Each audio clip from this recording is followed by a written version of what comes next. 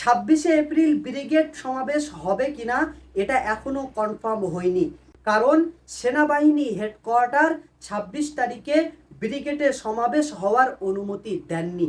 সুতরাং আপনারা বিভ্রান্ত হবেন না, বিচলিত হবেন না, আল্লাহর উপরে ভরসা রাখুন।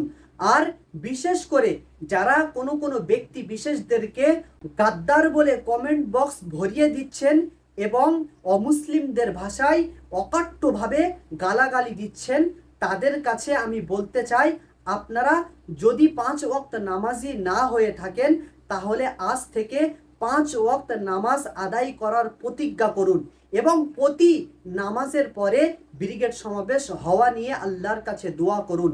আর যদি তাহাজ্জুদ পড়ে দোয়া করেন তাহলে তো আলহামদুলিল্লাহ। তবে হ্যাঁ, মুখ্য নেতারা কামরুজ্জামান সাহেব, কাইয়ুম মাতিন সাহেবরা তানারা আশ্বাস দিচ্ছেন এখনো যে এই ব্রিগেড সমাবেশ হবে। তার জন্যে তানারা হাইকোর্টের দ্বারস্থ হয়েছেন।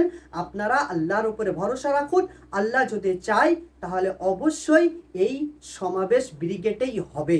আর হ্যাঁ, এ তো সংবিধান বাঁচানোর লড়াই, এ তো অক সম্পত্তি বাঁচানোর লড়াই।